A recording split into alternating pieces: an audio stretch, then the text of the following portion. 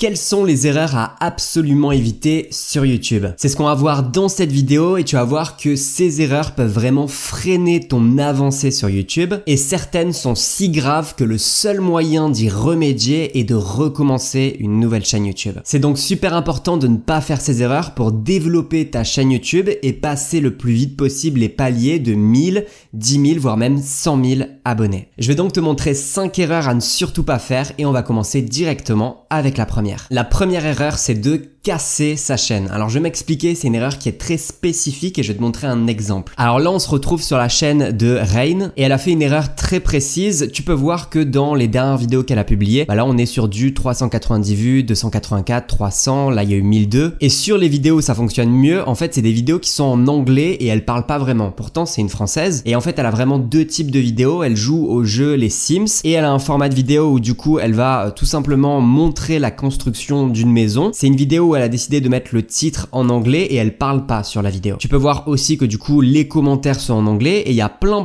d'anglophones qui sont abonnés à sa chaîne suite à ce genre de vidéo. Le problème c'est qu'elle a du coup ces vidéos, par exemple ici Scandinavian Lake House qui est du coup une vidéo en anglais, mais elle a aussi des vidéos en français où elle monte sa tête et elle parle. Et le souci c'est qu'elle s'est retrouvée dans la situation où elle commence à avoir pas mal d'abonnés, tu vois, plus de 16 000 abonnés, mais elle a une partie de son audience qui sont des Français qui sont intéressés dès qu'elle sort une vidéo en français et une autre partie qui sont des gens qui parlent anglais et bien entendu ne vont pas cliquer sur un titre qui est en français et encore moins regarder une vidéo qui est dans une langue qu'ils ne comprennent pas. Alors cette créatrice elle est cliente de mes formations et elle m'a envoyé un mail pour me poser la question qu'est-ce qu'elle devrait faire entre recommencer une nouvelle chaîne de zéro en perdant du coup ses plus de 16 000 abonnés, ou est-ce qu'elle devait continuer tout en sachant qu'en fait elle avait plus vraiment envie de faire des vidéos en anglais où elle parle pas vraiment mais elle avait vraiment envie de développer ses vidéos en français. Donc bien entendu je lui ai demandé de me donner les stats de sa chaîne et après avoir visionné les stats de sa chaîne, c'est vraiment quelque chose de très spécifique hein.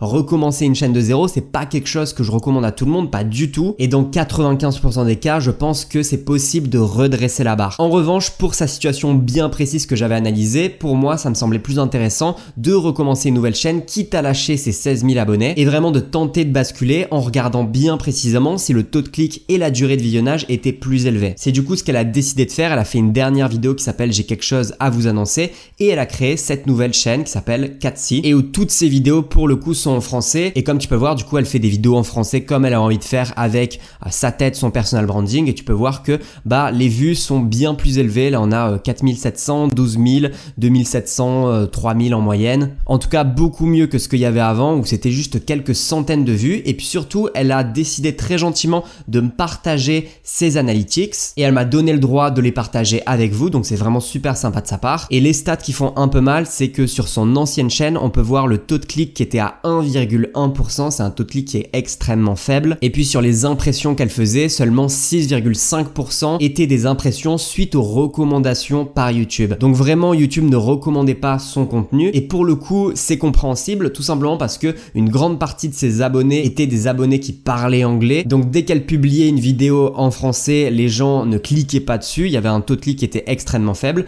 et par la suite YouTube se disait bon les gens ne sont pas intéressés, je vais pas forcément pousser ce contenu vers d'autres personnes. C'est une situation très spécifique où pour le coup sa chaîne était un petit peu cassée si je peux me permettre parce qu'elle avait fait des choix et des erreurs dans le passé qui étaient vraiment difficiles de rattraper. C'est possible qu'aussi sur ta chaîne actuellement t'aies fait des erreurs qui soient assez difficiles à rattraper, que ce soit exactement cette même situation ou une autre situation, et pour le coup ça peut valoir le coup de tenter de recommencer une chaîne. Elle m'a du coup envoyé d'autres captures d'écran sur sa nouvelle chaîne. Tu peux voir que le taux de clic est bien plus élevé parce qu'on est à 7,6%. Elle m'a dit aussi dans son mail que la plupart du temps le taux de clic était dans les 10%. Donc on a quasiment fait x10 par rapport au taux de clic de 1% tout à l'heure. Et puis surtout 71% suite aux recommandations de votre contenu par YouTube. Enfin YouTube décide de recommander son contenu et sur cette capture d'écran on voit aussi que la source de trafic de cette vidéo vient à 55% de la recherche YouTube. Donc enfin on a la recherche YouTube YouTube et la recommandation qui rentrent en jeu, alors que c'était vraiment très compliqué sur son ancienne chaîne. Donc ça, c'est pour la première erreur. Bien entendu, je remercie Katsi, je sais pas si j'ai le droit de dire son vrai prénom, donc je le dis pas, de nous avoir partagé ses analytics, son YouTube Studio, parce que vraiment, ça me permet de te montrer cette erreur pour pas que tu la fasses. Je te laisse le lien de sa chaîne en description si ça t'intéresse et je la remercie encore. Deuxième erreur qui est pour le coup beaucoup plus généraliste que ce qu'on a pu voir avant, c'est tout simplement de vouloir faire la vidéo parfaite. Je sais que plein d'entre vous le font et c'est normal tout simplement parce qu'on a un petit peu ce syndrome de l'imposteur. Alors attention, je dis pas que c'est pas important de passer du temps sur sa vidéo, mais ça vaut pas le coup de passer trop de temps à faire le tournage parfait, à passer énormément sur le montage pour des détails, alors que c'est pas ça le plus important. Et pourquoi on le fait? Je le sais, je suis passé par là, c'est tout simplement parce que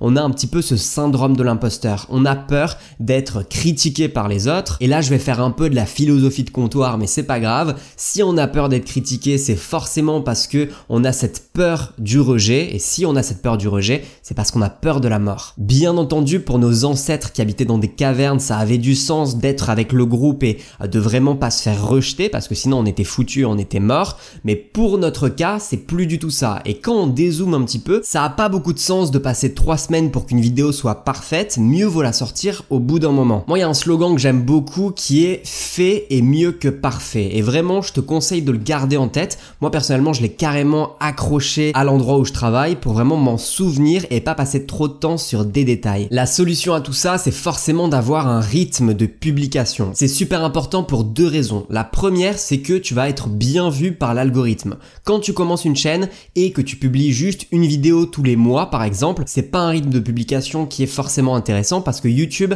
a besoin de savoir si tu es un vrai créateur ou t'es simplement une chaîne qui publie ses vacances juste pour la partager à sa famille. Aujourd'hui, on a tous une chaîne YouTube, même les gens qui sont pas vraiment des créateurs ont une chaîne YouTube pour pouvoir mettre des voyages par exemple. Donc c'est important de montrer à YouTube que t'es un vrai créateur et que tu vas continuer à publier sur la plateforme et que t'es pas là simplement pour une semaine et puis après tu vas abandonner. Le deuxième avantage à avoir un rythme de publication, c'est que ça te force à avoir des deadlines. Et avoir ces dates d'échéance, ça va être super important pour pouvoir réussir. Par exemple, si tu décides d'avoir un rythme de publication d'une vidéo par semaine, tu vas avoir une date d'échéance où tu sais qu'il y a un moment donné, tu vas devoir publier ta vidéo. Et ça te force à faire le mieux possible dans un temps imparti. D'ailleurs, n'hésite pas à me dire dans les commentaires si toi aussi tu as un rythme de publication et si oui, lequel. Est-ce que c'est une vidéo par semaine, peut-être même 2? Dis-moi tout ça dans les commentaires. Troisième erreur, c'est de ne pas travailler assez son titre de vidéo. Là où on peut passer beaucoup trop de temps sur des détails de montage, je sais que la plupart d'entre vous ne passent que très peu de temps pour le titre de la vidéo.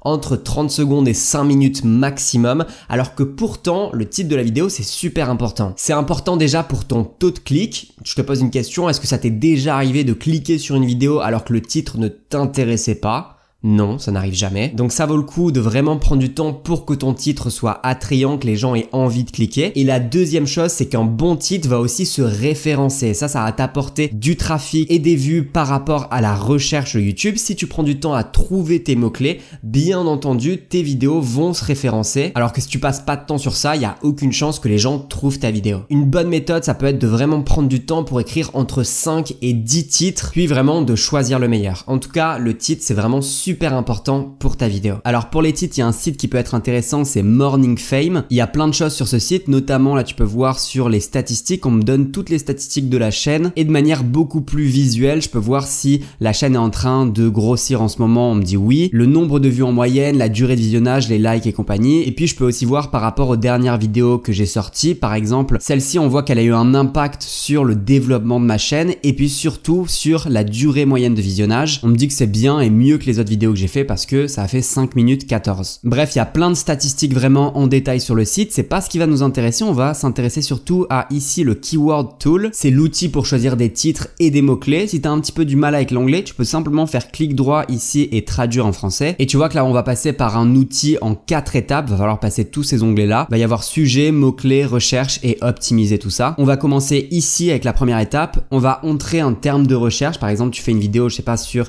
la productivité. On va mettre comment être plus efficace. Là tu vois que ça me propose dans son travail, on va juste mettre efficace. Alors là on passe à la deuxième étape et puis du coup on peut voir directement si je clique dessus les notes que j'ai pu avoir sur cette recherche. Est-ce que c'est une recherche commune ou pas? Tu as ce petit signe si c'est une recherche commune et puis là tu as le volume de recherche. Donc là c'est pour les mots-clés que j'ai choisi, le titre que j'ai choisi, mais tu vois qu'on me propose aussi d'autres choses par rapport aux titres et aux requêtes qui sont recherchées sur la barre de recherche YouTube. Par exemple productivité, être plus efficace, être plus productif aussi. On peut voir aussi les hashtags qui sont utilisés et puis tu peux voir les vidéos qui sont bien rankées, qui sont bien classées sur YouTube actuellement. Donc ça donne vraiment des idées, hein, vraiment des idées sur les mots-clés, sur les titres que tu peux utiliser. Et disons que j'ai envie de changer, c'est-à-dire que j'avais commencé à faire mes recherches en me disant bah mon titre ça va être comment être plus efficace et je me dis allez je vais plutôt faire comment être plus productif. Tu as juste à cliquer ici et le choisir pour la troisième étape. Du coup là on arrive à la troisième étape par rapport à ce que j'ai choisi. On voit le score qui est de 43, c'est-à-dire que c'est une requête qui est quand même plutôt bien recherchée sur YouTube.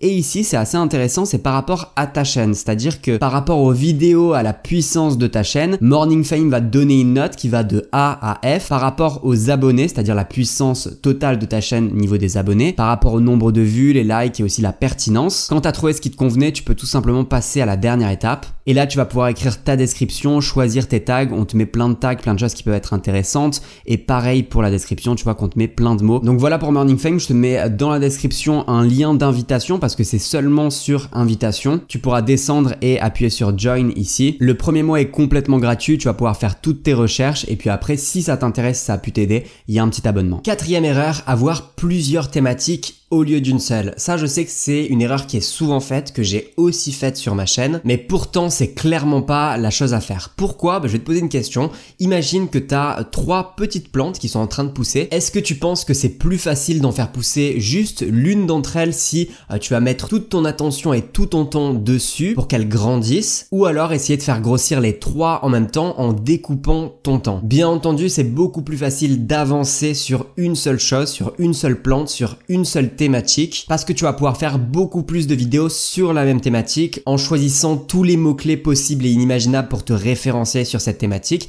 alors que si tu découpes ton temps et tu commences à partir un petit peu dans tous les sens, tu vas pas forcément avancer de la même manière. Alors je peux comprendre que certains d'entre vous vont me dire oui mais moi je suis multipassion, c'est mon cas aussi, j'ai plein d'intérêts, j'ai envie de parler de plein de choses sur ma chaîne parce que il y a plein de choses qui m'intéressent dans la vie. Je peux comprendre vraiment, mais c'est pas parce que tu choisis une thématique que tu peux pas parler des choses qui sont vraiment aux alentours de ta thématique. Le but c'est vraiment de se nicher et pas choisir des thématiques complètement différentes sur la chaîne parce qu'en fait on va plus comprendre de quoi ta chaîne parle. Alors c'est aussi possible que tu sois dans la situation où tu commences ta chaîne et tu sais pas encore quelle thématique choisir. Je sais que c'est un gros poids de se dire ok je dois choisir une seule thématique sur ma chaîne. Ce qui peut être intéressant de faire c'est tout simplement de commencer en faisant plusieurs types de vidéos, pas forcément pendant très longtemps, mais juste pour savoir ce qui te plaît toi et ce qui va fonctionner. Ça va te permettre de commencer dès aujourd'hui sans te mettre la pression mais vraiment de commencer et tu verras avec l'action et avec les expérimentations qu'est-ce qui fonctionne le mieux. Tu vas forcément avoir des vidéos qui vont avoir plus de vues que d'autres et toi-même tu vas te rendre compte si t'aimes bien cette thématique ou pas vraiment. Des fois on fantasme un petit peu et dès qu'on commence à parler d'une thématique, on se rend compte que peut-être qu'on n'a pas 1 milliard de choses à dire dessus ou peut-être que c'est un intérêt qu'on peut avoir mais en parler sur YouTube c'est pas forcément extraordinaire sur cette thématique. Et du coup tu vas te rabattre sur une autre thématique. Vraiment, fais des expérimentations au début, mais dès que tu as trouvé, niche-toi vraiment sur ce sujet et essaie de bouger le moins possible. 5e erreur, essayer de réparer ce qui fonctionne déjà. Alors sur ta chaîne YouTube, il va y avoir plein d'expérimentations, plein de choses qui vont pas fonctionner au début. C'est une aventure que je trouve incroyable, tu vas faire plein de choses, plein de tests, tu vas tenter de faire des vidéos, tu vas t'améliorer à toi-même à être meilleur devant la caméra, à apprendre à créer de bons titres, de bonnes miniatures, à apprendre le montage aussi. Bref, c'est une aventure d'expérimentation, d'analyse et de vraiment sélectionner ce qui fonctionne. Mais dès que tu as quelque chose qui fonctionne, pourquoi changer? Je vais te prendre vraiment un exemple personnel et pour ça, je vais te montrer un petit peu ce que j'ai fait sur la chaîne. Tu vois toutes les miniatures, il y a plein de miniatures qui vont changer. J'avais ce genre de style au début, puis après j'ai changé avec un autre type de style avec des polices d'écriture qui vont changer, des graphismes aussi qui vont changer. changé et puis en fait j'ai changé plein de fois de miniature sur la chaîne. Et pourquoi j'ai fait tous ces changements de miniature? Pour plusieurs raisons. Parfois parce que je me rendais compte que le taux de clic était pas incroyable et du coup je changeais un petit peu les miniatures. Et des fois simplement parce que je m'ennuyais, parce que j'avais de l'argent à dépenser. Faut savoir que tout au long de ton aventure YouTube, au bout d'un moment c'est normal, tu commences à faire de l'argent et moi je voulais réinvestir cet argent. Donc du coup au lieu de faire mes miniatures moi tout seul avec Canva, j'ai décidé de faire mes miniatures avec des graphistes professionnels. Et du coup ça m'est arrivé de travailler avec quelqu'un qui m'avait fait de très très belles miniatures, je dis pas, c'est vraiment incroyable, mais pourtant ces miniatures performaient beaucoup moins que mes miniatures faites à l'arrache sur Canva, parce qu'il faut bien comprendre que les miniatures la plupart du temps elles sont vues sur téléphone, donc elles sont redimensionnées beaucoup plus petits, et s'il commence à y avoir trop de choses sur la miniature, trop d'éléments, on voit plus grand chose. S'il commence à y avoir plein de floutes partout aussi, c'est plus vraiment compréhensible, et mieux vaut avoir une miniature qui va être pour le coup simple, avec des éléments très simples mais aussi très clairs, qu'une miniature où on comprend plus grand chose. Donc l'erreur, je me permets de le dire, c'est pas de déléguer, clairement pas, ça c'est pas une erreur. Moi ça m'arrive encore de déléguer par exemple une partie de mes montages, je fais pas tous mes montages tout seul, pareil pour les miniatures, mais vraiment de pas changer des choses qui fonctionnent déjà. Si ça fonctionne, ne touche pas, parce que si tu décides de toucher, il y a une possibilité que tu casses tout. Vraiment ça je te le dis, c'est mon expérience personnelle qui parle, et comme je te l'ai dit,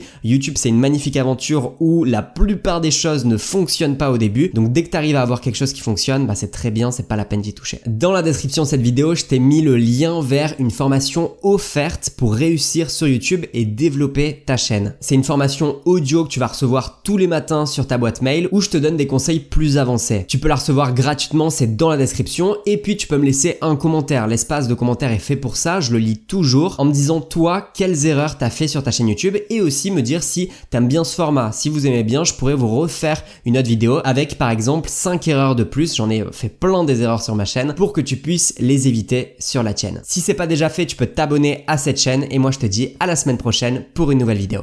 Salut!